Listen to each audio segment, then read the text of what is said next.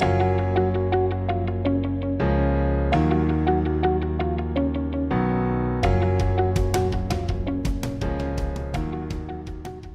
I want to welcome everyone to our, I believe this is our third annual What I Wish I Knew webinar.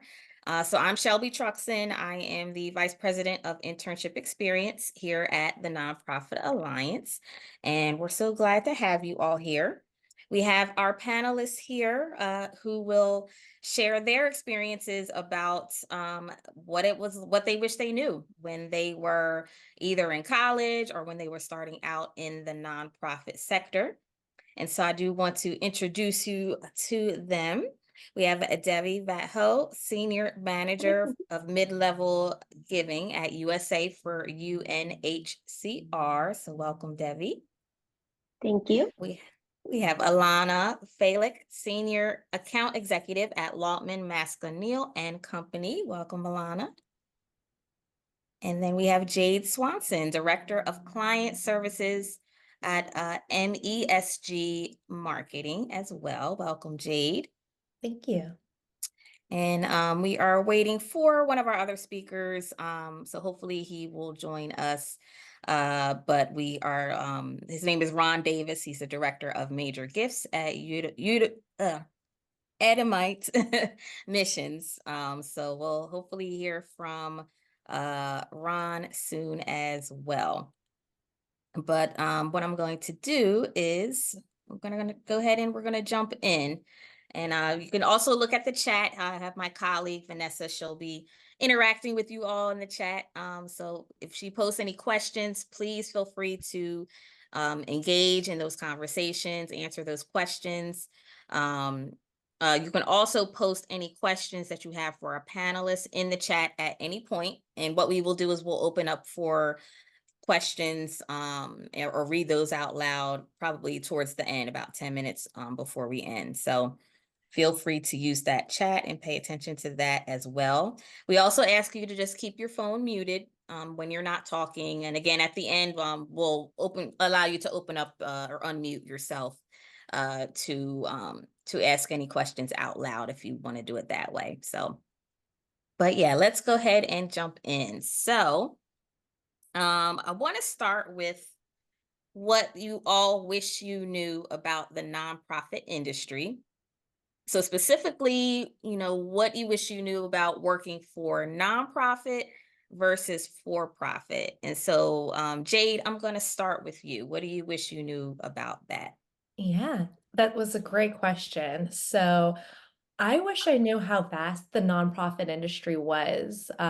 Post-college, my nonprofit experience was limited to philanthropies tied to Greek life, and I had no idea how intricate all the programs could be or how advanced the departments could get. On the opposite end of the spectrum, I found that for-profit organizations run deep in knowledge, and those large companies have these teams assigned to one channel of advertising that you become this supreme leader in a specific niche. I wish I realized how much the two are related and intersect, and you could learn from one another. On the for-profit side, for example, you may be selling a t-shirt, for example. So you're targeting someone who likes a store like yours or have even clicked to view the details. And then there's this display ad that just kind of follows you everywhere you go. A gift of support or a contribution isn't any different. You're just selling to the consumer that reward of making an impact in the community or fulfilling the need for support. The same marketing tactics apply. Yeah, very, very good point. It's the same. It's very interesting how the two interact with each other. And I did not know that as well. Not at this level till I got into it. So I agree with that. How about you, Ilana? I think for me, in my experience working with nonprofits and for-profits, the biggest difference I've experienced is the scope of work that's expected in each sector. When I was at a nonprofit, which was a local, a regional small nonprofit, you are expected to wear basically every hat. Everybody is wearing all the hats. Everybody is expected to jump in and help, whether that's events, data entry, volunteer recruiting, actually volunteering with the organization. It's usually going to be all hands on deck, and that can be very rewarding because you get to explore different areas of the organization, and hone those skills that you might not otherwise have had just under your position title. It's very different in a for-profit sector. Even for me working with nonprofits, you're going to be a lot more limited in your scope of work. If you are on a client account side, you're going to be working with your clients and you're driving strategy and looking at results, things like that. But I don't touch anything production wise. I don't really drive how the art gets made, or just different areas of work. You just don't have as much space to stretch and kind of get creative in what your job is. And they're both rewarding in different ways, but from my experience working for both, that was the biggest difference for me. Yeah, and I appreciate you breaking down, like what I think a lot of people do kind of find out about, especially the nonprofit side. You hear that from a lot of people, that you might be moved around, a little bit, because sometimes it's all hands on deck, and especially if it's a small nonprofit, you need everyone to kind of jump in there. But that's not necessarily a bad thing. It depends how you typically work, and I think especially for interns and students, it's a great way to start because you get to try a little bit of everything. That's how I started as well. So I kind of that's how I discovered, like, oh, okay, I like this, but I don't like that. And, so yeah, appreciate that as well. So the next question, what do you wish you knew about myths and misconceptions about the nonprofit versus for-profit industry? And so I will start with you, Devi. Well, a common myth for me was working in nonprofit sector, that the pay is low and that you're going to be overworked, juggling numerous roles with limited resources. However, that perception is outdated and not true to me.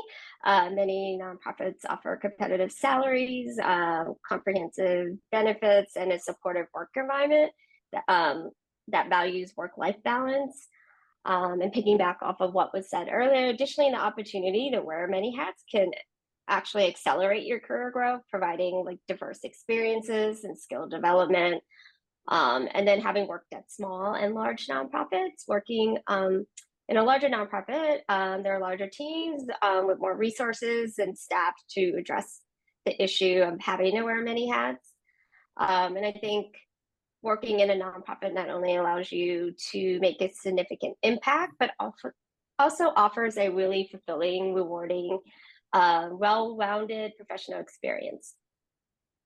Yeah, and I appreciate you breaking down to the difference between the larger nonprofits and the smaller ones. Sometimes I think that was a misconception I had. For some reason, I assumed they all were small, and they're not. Like, there are some that are huge, almost, as big as any other corporation, with different departments and different things going on. So that's very true. Okay, I want to welcome Ron. You're just in time because I was just going to call on you. Welcome, Ron. Are you able to come off mute?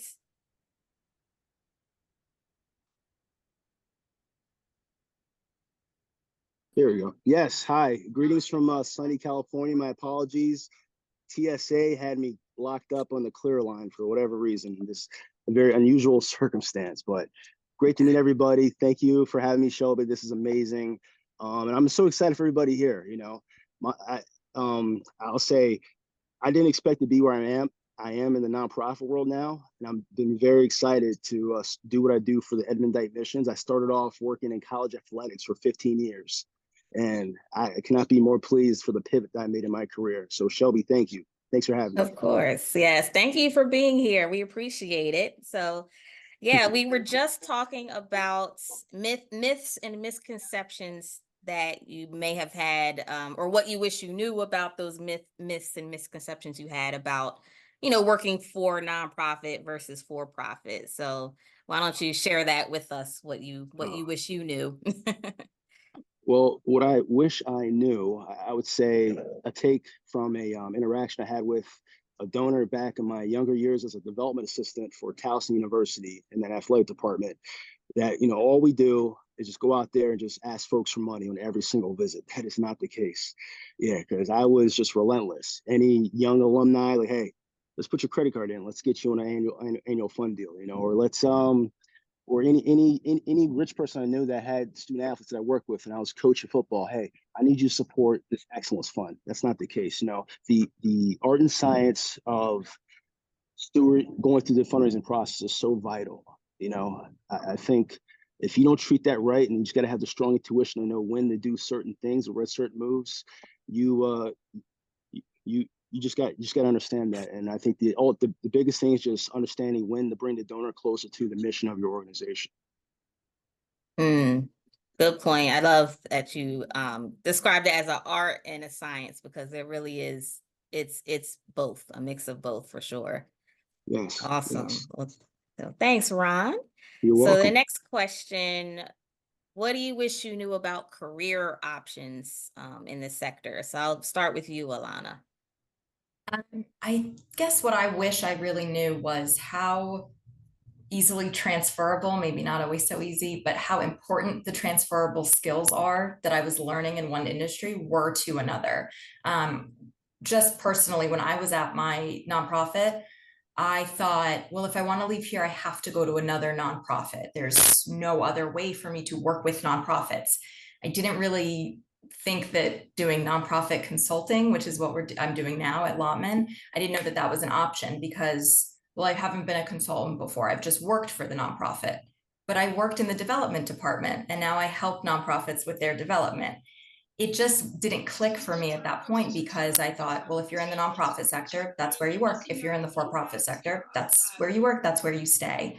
And sometimes I even still feel, oh, well, now I'm on the agency side.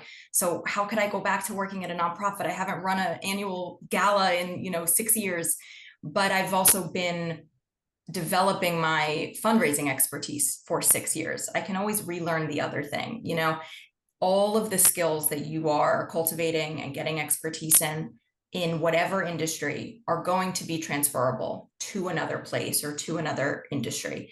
And I just didn't have that perspective when I was first starting my career of feeling not pigeonholed into the one thing that I chose. And I wish I knew that back then. I think it would have taken a lot of pressure off of what I chose to do immediately after college. Wow, so true. Yes, it's all transferable, honestly. Yeah, good point. Good point. Let's jump back to you, Ron. What did you wish you knew about career options? Well, I think what I wish I knew is that well, I think piggyback off what Ilana said, that yeah, all skills are transferable, and the fact that we never stop growing. If you think you know it all, you might as well retire right now. You're not going to get very far. I think if you're open-minded to learn and grow, be coachable, I think you can do anything.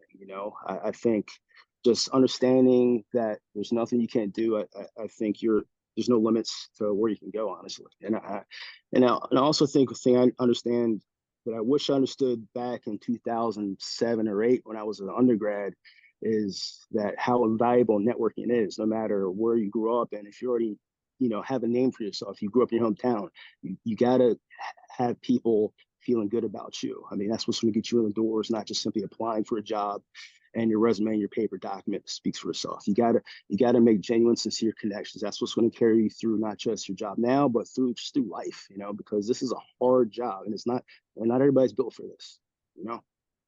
Yeah, very, very true. How about you, Devi? Yeah, I just I wish I knew how choosing a career path, like the nonprofit sector. There's so many robust opportunities for professional growth, allowing you to develop diverse skills and leadership qualities. There's so many different avenues you can go down, and you don't have to go down one specific path. If you find that you're not liking doing digital advertising, you can pivot and take those transferable skills and put it towards another career path in the nonprofit sector. It's also very meaningful and impactful work. So I found that to be really rewarding. Working in development and being a fundraiser myself, I wish I knew how fun fundraising can be. It's not just about making the ask and just asking for money. Success in fundraising comes from a lot of patience, persistence, and a talent for clearly aligning your message with your supporters. Awesome. I would also think you just meet a lot of people too, right? Yeah, you make And all you those never know. connections. Yeah, you never know who you can meet, I think that's pretty cool. Nice, nice. So next question, what do you wish you knew about the benefits of volunteering? So Jade, we'll jump to you on that. Yeah, so kind of going back to what Ron was saying about networking, volunteering for me was almost my pathway to networking unintentionally. I was lucky enough to work at an association management company as one of my first jobs out of college. And because of that, I was able to see firsthand the benefits of volunteering. I saw volunteers become committee members becoming board members, who end up joining the executive leadership team in their associations. And it was really cool to see firsthand. So not only did I get to witness that sense of community it offered those members by surrounding ourselves with colleagues who share the same interest, but it was also just such a supportive network. You become supportive and invested in each other's potential career growth as well. And you don't just limit yourself into thinking volunteering is for the benefit of your career. Because some of my closest friends I have actually made through volunteering, both in this industry or in the community in general. It's just an amazing way to connect with others, especially if you find yourself in a new city or home. Oh, love that. That's so true. You can literally build lifelong friendships with those people. Love that. Love that. Devi, let's jump back to you. How about you? Yeah, the benefits of volunteering for me is definitely making those connections, new ones, and deepening current ones. And you also gain a new perspective. And in the past, from volunteering, it's allowed me to learn new skills while gaining like a sense of purpose at the same time. Love that. Love that. Well, yeah, very good advice about the nonprofit industry overall. Um, let's jump to what you wish you knew about career planning. And so within that, a lot of you here are interns. I would specifically want to know what you wish you knew about interning and and all that comes with that. So Ilana, let's start with you. I definitely wish I did not pressure myself so much to come up with like the exact best place that's going to be the best thing for my resume and match exactly with what I think my career path is going to do. I want to work in politics, so I have to get an internship in a political organization or in some kind of, government office. And if I want to, do a nonprofit career, I have to get an internship at a nonprofit. Again, it's all about the skills. And to Ron's point, it's about the relationships you're making. Your internships are important. You always want your resume, of course, to kind of be telling a story that's somewhat cohesive. But at the end of the day, your internship is to learn how to work, literally learn how to work with other people, how to use Outlook and manage your time, and what it's like to work in an office with other people. And at the end of the day, your relationships with the people you intern with are what's going to ultimately get you that next internship, get you that job. Those relationships are really what's the most important. Again, to Ron's point, it's that networking aspect of it. As long as you're willing to learn and jump in as needed and just be a good intern, a good worker for somebody, the industry that you're in or the name of the company doesn't matter as much. And I wish I knew that, because I put a lot of stock into that when I was in college. And it's just not the most important aspect of it. Yeah, so true. I've shared this with our interns. You're not expected to have everything all figured out at this stage. And yeah, like you're right. Sometimes we put that pressure on like, oh no, I have to, this, this is going to determine the rest of my life. And, it's like, well, there's going to be a lot of twists and turns after this that will determine the rest of your life. So don't put it all on one thing, especially an internship. But yeah, like you said, definitely do the best you can, because you never know who's watching you too. So that's important. Well, yeah, thank you, Ilana. How about you, Jade? I'm sorry, I'm laughing over here only because my internship experience was the complete opposite. And I wish I had your drive and motivation. I wish I spent more time looking for an internship in a focus area that I might be interested in, or a vertical I was hoping to get into, but instead I was just desperate, looking for anything and everything. My priority apparently at the time when I was 20 was making sure that my internship did not conflict with happy hour on Wednesdays or my after school activities. So I was desperate, and my first internship was cold calling, and it did not take me long to realize that was not the right fit for me. But start early, because this really truly is your opportunity to test the water and get your feet wet. So true. I tell them that as well. This is the time It's to a try balance. things, to fail at some things, but get back up, learn from it, try it out, try it all out. I love that. Okay, so what do you all wish you knew about finding a mentor? So Ron, we're going to start with you. Well, I'm gonna build off the whole great networking conversation we've had so far. I think having mentors, and you get them from anywhere, it's kind of amazing. Mentors really help guide you stay on the path, whatever the path is you want to have. And I think the whole mentorship relationship is going to evolve as you move up the food chain. Whether you are an intern, having mentors who are something like, or just directors of development, help, like, hey, this is what I did to move up to the next ladder, and then moving up to a senior associate athletic director for development. That's a tongue twister. Yeah, that's going to change. You're going to have other people from other industries, maybe directors of athletics who raise a lot of money to get to the seat they're getting. Or if you're in the true nonprofit world, just having VPs for advancement help you, like, hey, you may want to stay in this part of the nonprofit and don't go to operations, because this is the true path to the seat, as being in major gifts, fundraising, whatever the path may be. And as you move along, these are the people who are going to help you get jobs. These are the people tell you, hey, you want to hire this person opposed to that person. So treat these mentors like a part of your family, and it's going to pay off in dividends. Love that. Love that. How about you, Devi? Yeah, I wish I had prioritized and invested in my relationships with my mentors over the years, like for the long run. Because I've had several mentors and I keep in touch with them, but it's more like occasional message on LinkedIn. I only really have one mentor that has mentored me for numerous years in my career. Now I realize I could have benefit from that type of relationship, because mentors can help you to stay motivated and focus on your goals and learn new skills, as well as provide that valuable feedback and constructive criticism that sometimes you need to hear from someone like you trust them outside of your place of employment. Yes, love that. Always need that good feedback. Jade, how about you? Yeah, I would say that finding a mentor doesn't need to be this formal process. I always found that to be the intimidating part of it all. It can happen organically in the workplace or at an industry event, and they can come in all shapes and sizes. And by that, I mean, you may work in digital and they might work in direct mail or data. They don't need to be in the workforce for a specific number of years more than you, because I don't think years necessarily equates with experience.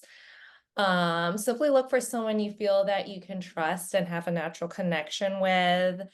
I found it helpful when I was able to have a personal rapport with an individual and not just a professional one, because it's important for that mentor, for you to have that trust there. And I also think it's important to have peers that almost act in a mentor type of support level as well, because you guys can grow professionally together and serve as each other's cheerleaders and sounding board. Yeah, I love that.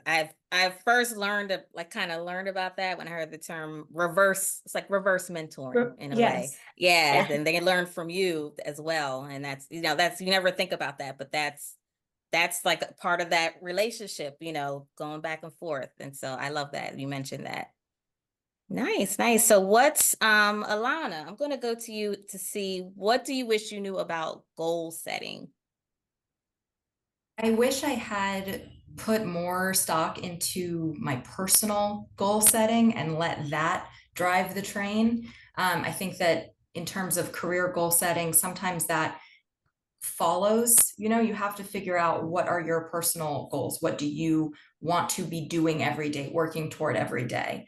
If you want to own your own business one day, that's not going to be your first job, but everything else you do in your career, your choices, both professional and personal, will get you there eventually. You have to decide what do I want personally? What do I want to be getting out of a job? Do I want to stay in nonprofits because it's really meaningful and it gives you something every day that's fulfilling to you? You have to figure out those personal goals first. If you want to be the director of development for a nonprofit in 20 years, that will then guide your career, but you have to figure out why you want to do that, because that why is what's always going to be driving you, your personal goals for yourself and what you want your life to look like. I kind of figured that out along the way after I graduated and started my first job. I was not happy working at a nonprofit. And so I looked at my life and I said, okay, well, what do I want personally to change? What other industry can I switch to get there? What kind of job do I want to be doing every day that's going to also allow me the personal life that I want? They all go hand in hand, but it has to start with your personal goal setting and what you really want to get out of life. And I think the career goal setting kind of follows that. Yeah, very good point. Yeah, they're interconnected, the personal and the work. It's hard to separate them for sure. And so I know, Ron, you had said something very simple but very true about goal setting as well. You want to share that?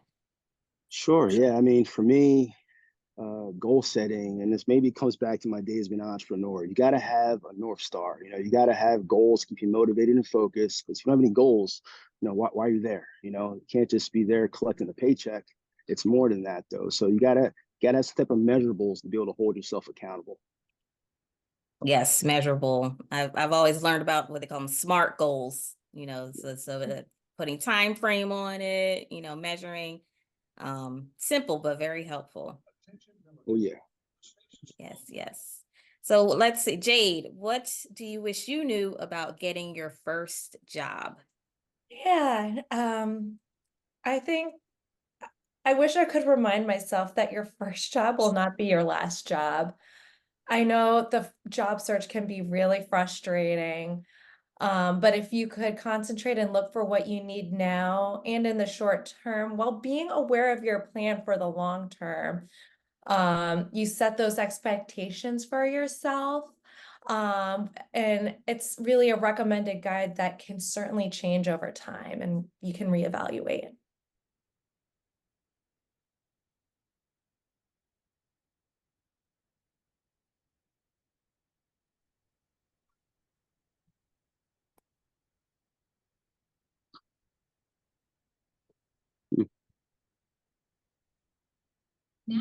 Well, I think Shelby's frozen.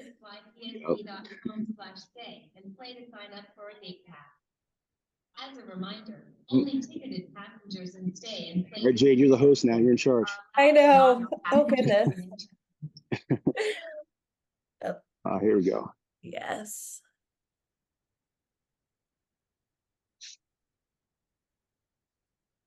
I think you're muted, Shelby. Okay, Yeah. sorry. I don't know what happened, but I hope everyone is back. All right, let me go back here. It was the pressure of that first job. So much pressure, I know. Yeah, so sorry about that. Let's see. Now that we'll try to get back on track here. So Jade, I don't know where it cut you off at, but Oh, I was able to finish my answer and then I think I scared people off. well, they came back, it looks like, so not too bad. All right, well, Ilana, how about you? What do you wish you knew about getting your first job?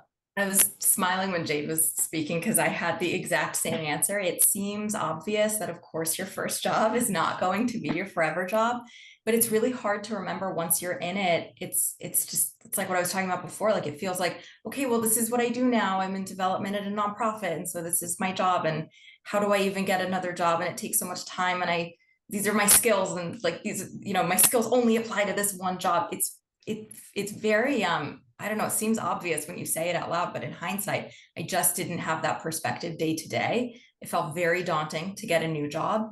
And I wish I had a better understanding that when you are trying to get that first job out of college, even if you've had internship experience, which is kind of where I was putting all my eggs, they were in the internship basket, you were really selling yourself, right? Like you have developed skills just by your job being a college student. You have those skills from your classwork, from your on-campus activities, and you have to sell yourself that I have all of these skills that I've learned from being a college student.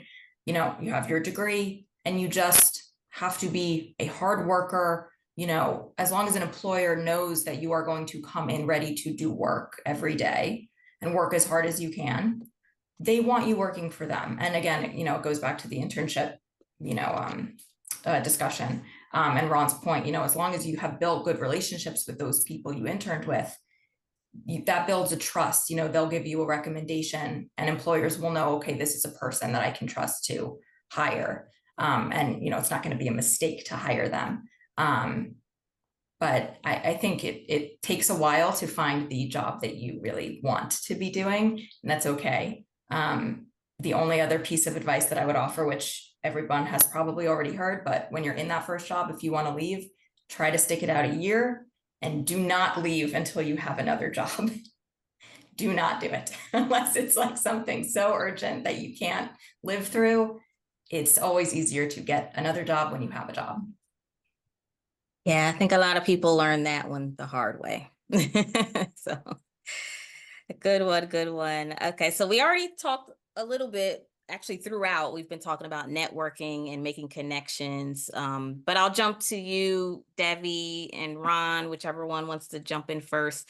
But anything else that you want to share about what you wish you knew about networking and making connections? Oh, after you, Devi, please. Oh, okay.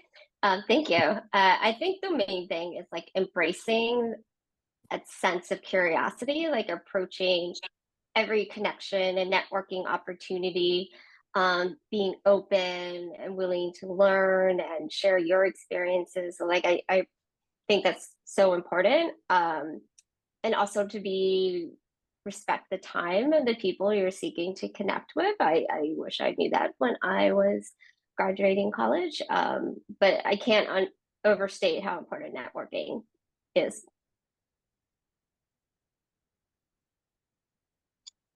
I'll say something about, I guess, getting your first job that I don't think anybody's touched on is the importance of executive coaching. And I know that's an uncommon thing when you're going in an entry level opportunity, but if you come across a chance to get in front of somebody who does that, or get across an executive coach, or just get some those traits developed in business school or whatever your MBA program is, I think that will help separate you from a lot of people, especially early on in your career.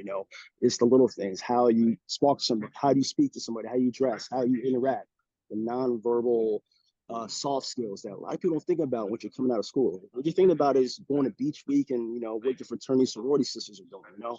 These little things really make a difference to separate yourself from the million of other people trying to get that same job you're trying to get.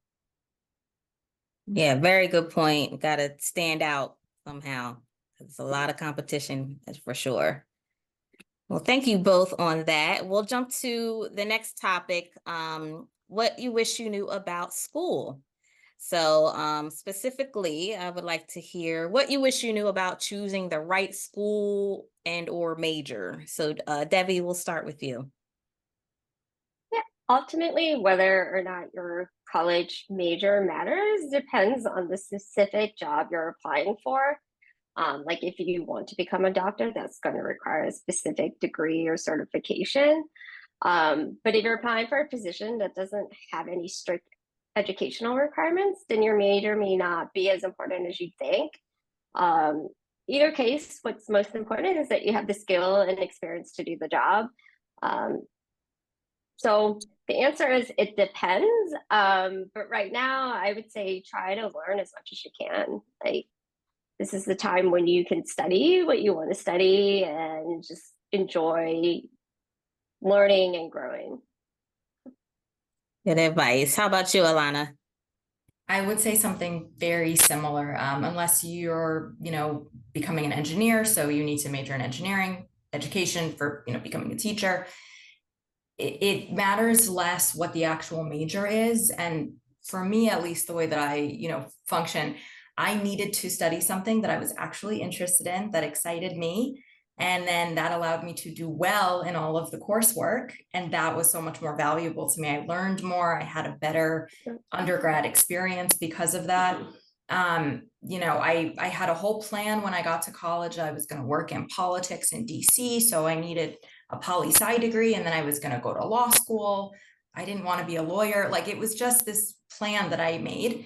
And I started taking women's studies courses, and that eventually became my major.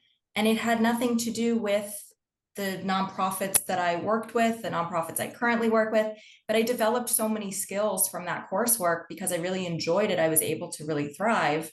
And that led me to where I am now. The title of the major was so much less important than how successful I was in the major. Good point. Awesome. Well, what about going back to school and getting advanced degrees? So Jade, let's start with you. What do you wish you knew about that? About going back to school. So I'd made the decision not to go back to school, and instead I got my 200-hour yoga certification because that was the best fit for me and what I wanted to do, and it helped me with additional income. On the other hand, my husband, who used to be in the nonprofit industry with me, and that's how we met, but he achieved some additional tech-related certification. Now he's a software engineer doing stuff that I no longer understand. But I think it's important that what you do choose to pursue and expanding your interest in education is going to look very different for everyone. But at the same time, no matter what, it will be a financial and time investment regardless. So just do what's best for you. Love that. That's so true. Ron, how about you? Yeah, I'll kind of echo Jade's comments a little bit. It's whatever's best for you. Everybody's situation is different. But I mean, the opportunity is there for you to go back to school if it makes sense. By all means, it's a very competitive environment.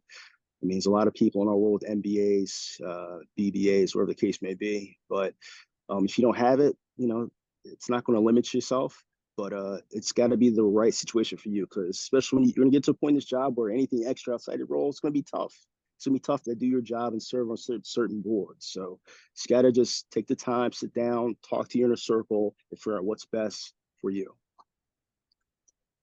Love that. Love that. That's exactly what I did as well. I didn't go back until maybe 10 years after I graduated. And other people were saying, oh, you should just go straight through. And I'm like, no, I want to figure out what I want to do first. And then I went back and got it. So yeah, it's like you said, it's going to be different for everybody, but you'll know what's right for you for sure. Nice. Well, thank you all for that. So we're going to move into the last section of questions here. So before we do that, now's a really good time to start posting your questions into the chat if you haven't already, and then we'll read those out loud for our panelists to answer. Or you can come off of mute and ask your question out loud as well. So last section here, what do you wish you knew about life after schools? This is that personal piece we talked about earlier. So starting with making and spending money. So Ilana, we'll start with you. What do you wish you knew about making and spending money? I wish I knew more and devoted more time to managing my money, even though when I started at a small local nonprofit, there didn't seem like there was even enough money to be managed. But, I didn't immediately make myself a savings budget of, here's how much I need to have saved. And that means I can spend X amount after I've saved that. I had no idea how to contribute to my 401k or the best way to do it. I didn't really understand how to take full advantage of the benefits that the nonprofit was offering. Those are all things that I wish I had just spent more time learning about and understanding. They felt very overwhelming at the time when I was also trying to learn how to live as an independent adult and, how to divide my paycheck into rent and utilities and all these other things I was learning. I was in a new city. It feels very, very overwhelming, but it's the most important thing to do. You have to make yourself a savings budget so that you can be prepared if something happens. You have to start, contributing to your 401k, because you're never going to get more time to contribute to your 401k. You're only going to get less time. And, looking into benefits that your company offers that are being offered because they're part of your compensation. That's all part of your salary, your benefits. I talk about this one example a lot. I didn't know that, you can take out short-term disability, for example, for maternity or parental leave sometimes. I learned that from a colleague where I currently work. So now I pay into short-term disability, but I didn't know that I could be doing that this whole time. I haven't been doing that for the 6 years that I've been at my current position. I've only been doing that for half the time I've been there. So just things like that. Again, it sounds overwhelming. It doesn't happen all at once, but it's really, really important stuff to do that, it doesn't get you you're only losing time if you don't start right away. So true. If I could just go back in time sometimes. Yes, so true. Ron, how about you? What do you wish you knew? Yeah, I'll kind of echo Ilana's thoughts on it, just personal finance. I think everybody, if you get to our age, I'm 36, going back to the 90s, 2000s in schools, you wish they would teach junior achievement and just understand the basics of managing a budget, understanding financial vehicles.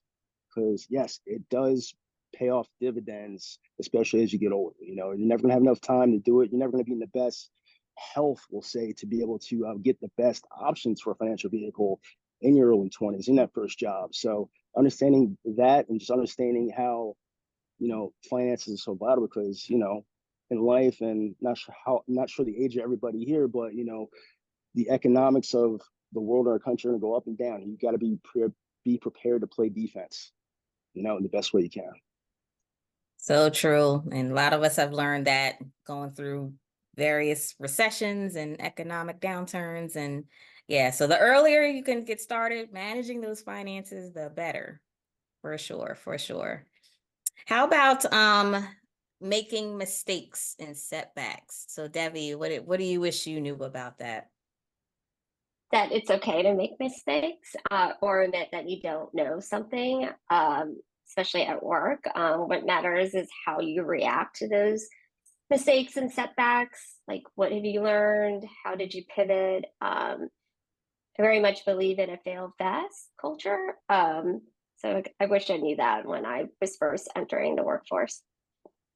Yeah, I love that. I've heard that too. Fail fast, for sure. Jade, how about you? I'm going to agree with Devi on this one. It's we're all human, so we do make mistakes, and realize that you are always going to be your biggest critic as well. So just give yourself some grace. Love it. So simple, but so impactful to remember that, because we forget that. For sure. Okay, so what I'm going to do is going to open up for questions here. So let me see what we have here. So Angelina, did you want to come off of mute to ask your question? Yeah, hi, I'm Angelina. My question is, like, after we're done with our internship this summer, how would you recommend keeping in touch with the people that we've been interacting with this summer, to build that connection, like, as we finish school? Good question. Anyone can jump in from our panelists. I would make sure that you're connected with each other on LinkedIn, at the very least, and have their email address, and maybe just email once in a while or send a message so you're top of mind. Because I'm sure they're also really interested in updates from you too and what you're interested in, because we're always looking to feed the pipeline. Good, very good advice. Anyone else before the next question? All right, we'll jump to Olivia. Are you here? Are you able to unmute?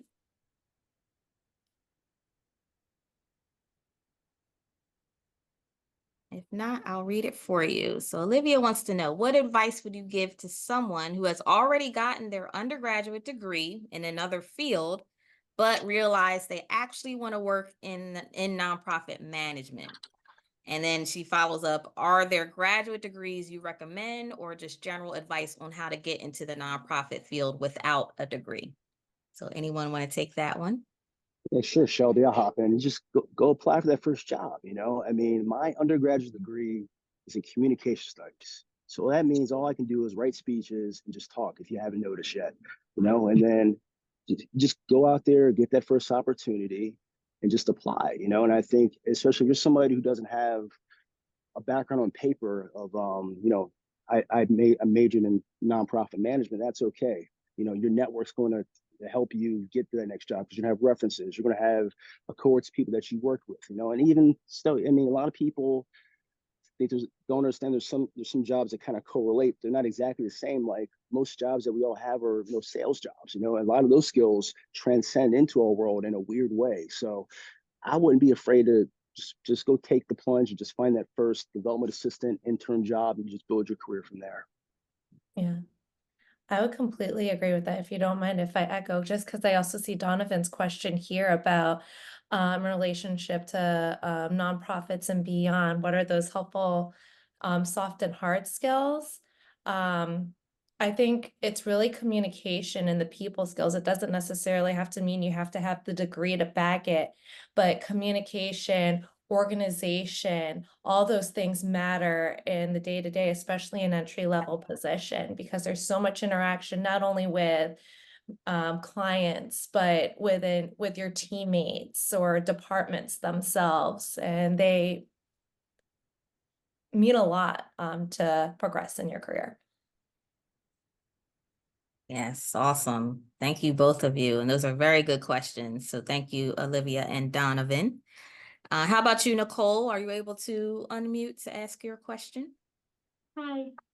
So my question was basically like if anyone has experience in in-house like work at a nonprofit and then nonprofit consulting, if you would think it would be more beneficial to start out of college at an in-house position in a nonprofit rather than going straight into consulting, or if going right into consulting works too.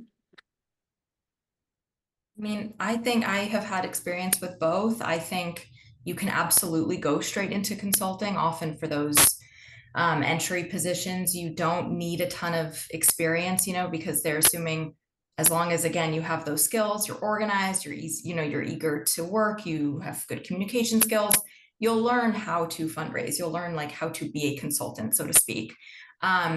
I did find it to be very beneficial to start at a nonprofit because I have a different lens when I am talking to my clients, when I'm, you know, hearing their concerns about something, or we're just talking about something they have going on. I'm like, oh, I get it. You know, I've been where you are. I totally understand. That some of my colleagues don't have, but I don't think that one is necessarily better than the other. Again, I think it's just deciding, where do I want to be? What's the best decision for you right now? Great, good advice. And how about you, Oren? Are you able to unmute? Yeah. So when applying for internships, what recommendations do you have for students who haven't taken many classes in the um kind of in the major that's related to the internship you're applying for, like electrical engineering, for example? Any advice on that? That's a good one. That's a tough one. So I don't know if this is the right answer. My husband's also an engineer and he graduated a degree in kinesiology. I don't even know, but somehow he found himself in the world of nonprofits and he found that path through a developer, a web development position. So I know that's not the same as electrical engineering, It's but related. it's there. I think that really it's the passion or your interest that I think nonprofits and agencies are really interested in. It's that drive and that I think will really speak more than what they see and that pops off of the paper. Yeah, this is kind of a specific question, but like for an engineering internship, um, do you think like experience with building versus like programming, like which one's more important? Yeah, I think so. That's a really good one. I would say programming might be the easiest way in the door just because a lot of these organizations are need help with their website management of some sort. And I think that's I also have been working in the digital end and I always feel like that's well, people are talking digital first. It kind of falls in the background and it's just like you expect that stuff to be maintained, but that's the stuff that needs the most attention. And especially coming entry level, it really is actually extremely valuable. All right, thank you. One more question. What's your experience with like applying for government internships like NIH, NIST, like if you know anyone who's done that before?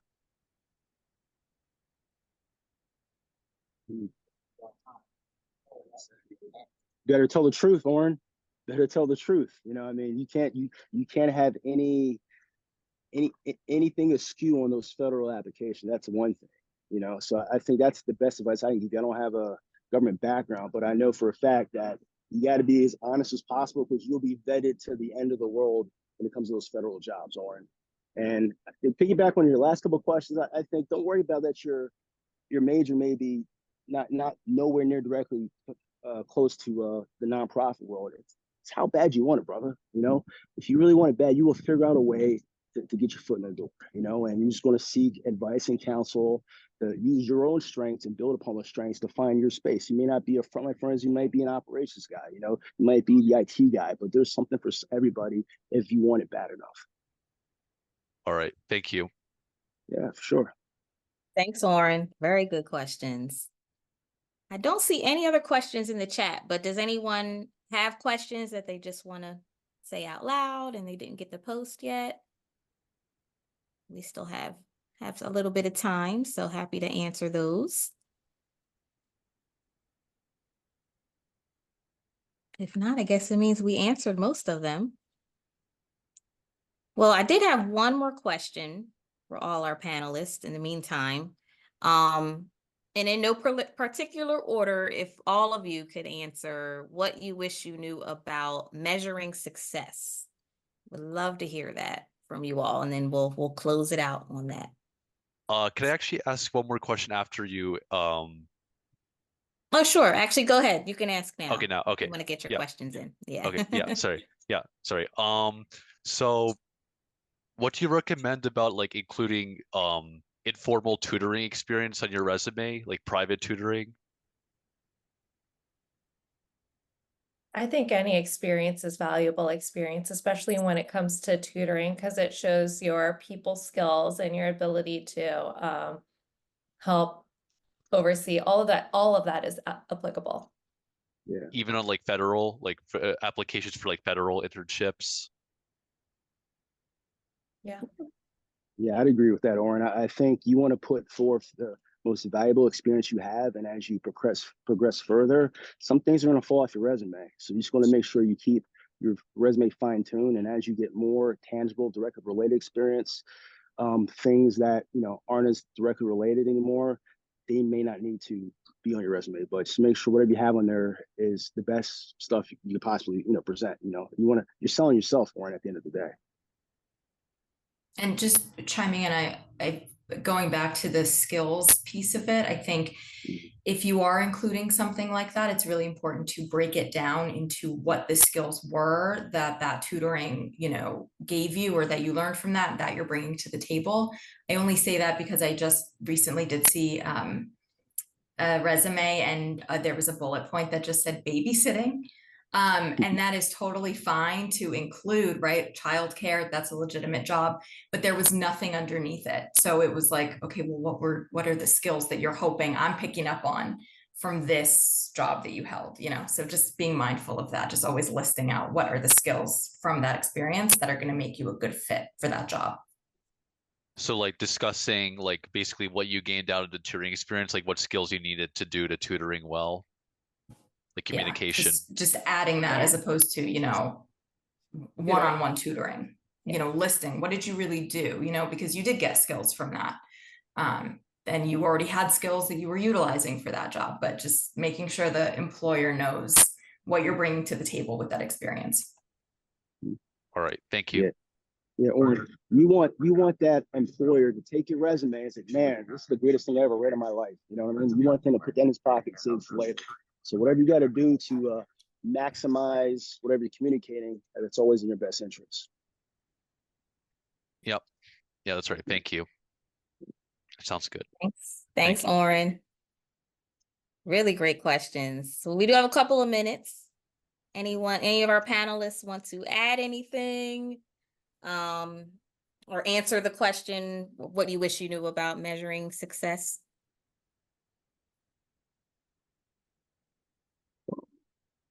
Well, I will say, Shelby, that I think appreciating at a younger age in my career how much not just your own personal success, but the success of the people in your tree. I think that's important. I would say that success shouldn't just be solely measured by financial success, but you could be rich in knowledge, you could be rich in experience, community, and support. Awesome. Anyone else? Just piggybacking off of what Jade said, success also doesn't mean just a certain title, a certain promotion track. There are companies where everybody is a vice president at 25. Like they just give promotions, out like candy, basically. And that is a really poor measure of success. I think personally, when you're looking at other people and you're saying, well, this person's my age and they have this title, they have this job, they have this salary, like none of that matters. Your professional success should be measured by your again, it goes back to the personal goals. Is it personally meaningful to you? To Jade's point, is it giving you community? Like, is it making you not dread the week ahead on a Sunday night? Like, I think all of those are ways to measure success in a career. Yeah, 100% agree on that. Success is really defined by you at its core. Love it. Love it. Well, there we have it. We are at our time. So this was an amazing discussion. You all brought various things to the table, different experiences. So thank you so much to all of our panelists. Thank you to all the interns and students who are here today. Again, this is being recorded, so I will make sure everyone receives the recording. I will also share with you our panelists' contact information. So if you want to follow up with them, ask them more questions, you can do that as well. And other than that, I hope everyone enjoys the rest of their week and their day. And we'll see you around TNPA. So thanks, everyone. Thank you. Thank you so much. Bye. Thank you. Have a good one.